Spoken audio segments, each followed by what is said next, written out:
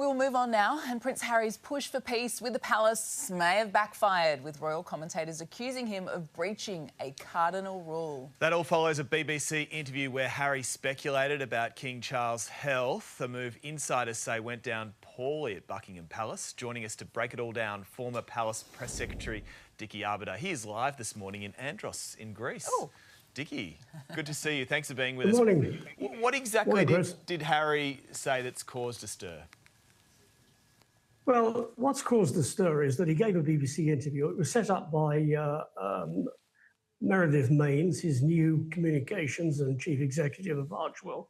And he simply said that his father won't speak to him, but he wants a reconciliation because he doesn't know how long his father has got. Now, that's a pretty poor thing to say. It's bad enough to say if you're just a private person, but if you're a member of the royal family or a sort of ex-member of the royal family in exile, and you're saying it on a national network, on BBC, and it spins right around the world, it's a pretty poor show. And I think what we've had over the past week, well, last Sunday, we had this story about the three communications, Meredith Maines from the States, from California, Liam Maguire for their London PR, and Tobin Andre, the King's Communications Secretary, meeting for a summit. Well, I think the whole thing was a setup. It was a stitch-up because, quite frankly, they were photographed. Now, how the hell were they photographed from Green Park unless somebody knew that they were going to be there? I think it leads to absolutely nothing. It is a stitch-up. And the story ran the following day. Harry was furious because of the leak. Chris. Okay, so Dickie, I mean, you smell a stitch up. What is the palace making of this? What are they saying about this? And does this damage, I guess, any sort of chance of reconciliation? Well, it's the old never complain, never explain, and they're sticking with that. Hello, my darlings, and welcome back to Meghan and Harry Tales, where we serve the truth hotter than British tea and roast hypocrisy like it's Sunday lunch at Sandringham. Now today we've got royal eyebrows flying higher than King Charles's environmental ambitions. Why? Because Prince Harry, gasp, may have committed the unspeakable. No, he didn't murder anyone. He didn't smuggle corgis out of the palace. He apparently, wait for it, broke a cardinal royal rule. Oh, the horror. According to Dickie Arbiter, former royal press secretary turned palace parrot, Harry's recent peace overture toward the firm has backfired. Why? Because somehow daring to speak or seek reconciliation from outside the gilded gates is treason now. So let's get into this delicious mess, shall we? Because if Harry's guilty of anything, it's exposing the royal establishment's addiction to control, silence, and emotional constipation. To understand the criticism, we must know the critic. Dickie Arbiter, former press spokesman for Queen Elizabeth II, worked at the heart of Buckingham Palace.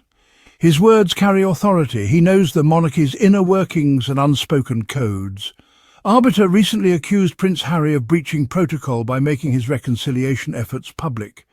The unwritten rule, royal matters, especially personal ones, must remain private. By publicising his intentions, Harry is seen as applying pressure and breaking tradition. Arbiter's stance is clear. The monarchy's survival depends on maintaining a dignified silence. Any public display of discord or even reconciliation is seen as a threat to the institution's mystique. Arbiter represents a generation that believes the monarchy's strength lies in its secrecy. His words defend a worldview where the institution comes before the individual.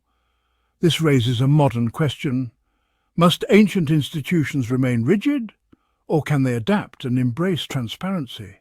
The debate is not just about privacy, but about the future of the monarchy itself, the conflict tradition versus evolution.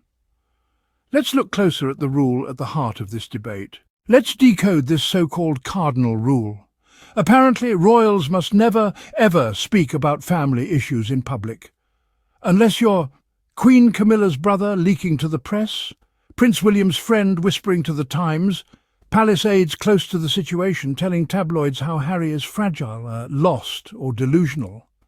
But Harry, who's actually lived through the trauma and lies and had his own wife chased to the brink by the media and ignored by the royals. No, he must remain silent. He must zip it, seal it, smile politely and accept the gaslighting. What is this? The royal school of repressed emotions and double standards. The rule of silence isn't enforced equally. Senior royals often quietly brief journalists to shape positive narratives. This is rarely criticised. Anonymous palace sources regularly offer context or defend actions, subtly managing public opinion, but when Harry tries to share his side, it's labelled as rebellion and betrayal. The same media tool is a shield for some, a weapon against others. This double standard reveals the rule isn't about silence, but about who controls the narrative. Communication is acceptable if it serves the institution's interests. When outsiders speak, the old rules are invoked. The real conflict is about power and control over the royal story. It's not just privacy versus publicity, it's about who gets to speak. Strip away the protocol, and Harry's actions are deeply human. He's a son, reaching out to his father, a brother hoping to mend a relationship. His gestures aren't rebellion, they're pleas for connection and healing. He's spoken of love for his family and wanting them in his children's lives. This isn't about destroying the institution, but healing his family. Harry's journey is shaped by pain and hope for reconciliation. He's not demanding apologies, just opening a door that's been closed. In any other family, this would be seen as compassion. But royal rules complicate even the simplest gestures. Harry challenges the old ways, valuing honesty and healing over image. The media is a powerful force in the royal world. The palace uses it to shape narratives, manage image, and maintain relevance. Carefully planned statements and anonymous briefings are standard practice. But when Harry uses the media to tell his story, he's accused of betrayal. He turned to interviews and a book because official channels were closed to him. The same media game is praised for some, condemned for others. Critics say Harry aired dirty laundry, but negative stories about him were already public. He simply chose to speak for himself. The difference is authorization. The institution wants sole control of the royal story. The media is a tool for the palace, but a weapon against those who step outside. Ultimately, this is a story of evolution. Harry and Meghan are forging a new path, building a life on their own terms. Their journey is about independence, resilience and healing. While the institution clings to image, Harry seeks peace and honesty. So let's get this straight. Harry wants peace. He wants dignity. He wants respect. But because he didn't say it behind palace doors while bowing to the nearest oil painting, it's considered a breach of decorum. Please. At this point, the real royal crime is pretending the firm isn't constantly undermining him while smiling for the cameras. Let's stop pretending this is about protocol. This is about ego. This is about a family more committed to protecting their image than protecting their own.